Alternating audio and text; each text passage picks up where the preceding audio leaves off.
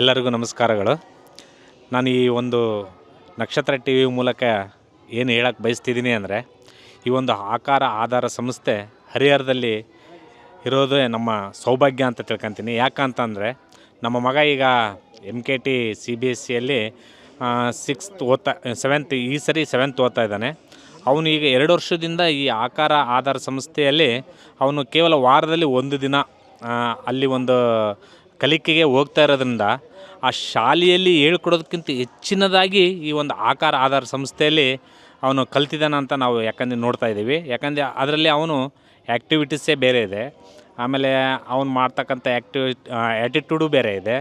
ಅವನು ಈಗ ಡ್ರಾಯಿಂಗಲ್ಲಿ ಆದರೂ ಕೂಡ ಆಗಲಿ, ಮತ್ತು ಯಾವುದಾದ್ರೂ ಭಗವದ್ಗೀತೆ ಶ್ಲೋಕಗಳು ನಮಗೇ ಗೊತ್ತಿರಲಿಲ್ಲ, ಅಂಥ ಒಂದು ಶ್ಲೋಕಗಳನ್ನು ಅವನು ಬಾಯ್ಪಾಠ ಮಾಡಿ ಹೇಳೋದ್ರಿಂದ ನಮಗೆ ಭಾಳ ತುಂಬ ಹೆಮ್ಮೆ ಆಗಿದೆ. ಈ ಒಂದು ಆಕಾರ ಆಧಾರ ಸಂಸ್ಥೆ ಅವರು ಒಂದು ಈ ಮಕ್ಕಳಿಗೆ, ಹರಿಹರದ ಮಕ್ಕಳಿಗೆ ಉಚಿತವಾಗಿ ನಾವು ಎಲ್ಲ ಕಡೆಗೂ ಹೋಗಿ ಬಂದ್ವಿ.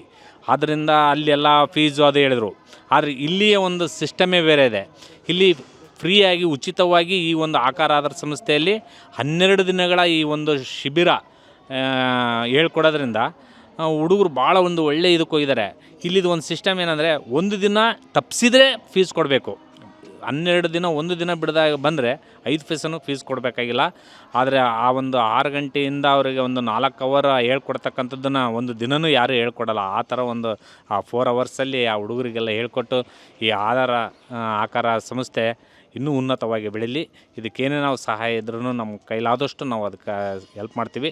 ಇನ್ನು ಹರಿಹರದ ಸುತ್ತಮುತ್ತಲಿನ ಗ್ರಾಮಸ್ಥರು ಕೂಡ ಈ ಹರಿಹರದಲ್ಲಿ ಬಂದು ಈ ಒಂದು ಸಂಸ್ಥೆಗೆ ಮಕ್ಕಳನ್ನ ತೊಡಗಿಸ್ಕೊಂಡ್ರೆ ಮಕ್ಕಳು ಒಂದು ಬೇರೆ ಜ್ಞಾನ, ಒಂದು ಒಳ್ಳೆಯ ಅವರು ಬೆಳೆಯೋಕ್ಕೆ ಒಂದು ಕಾರಣ ಆಗುತ್ತದೆ ಅಂತ ನಾನು ಹೇಳೋಕ್ಕೆ ಈ ನಕ್ಷತ್ರ ಟಿ ವಿ ಮುಖಾಂತರ ಹೇಳಕ್ಕೆ ಇಷ್ಟಪಡ್ತಾಯಿದ್ದೀನಿ.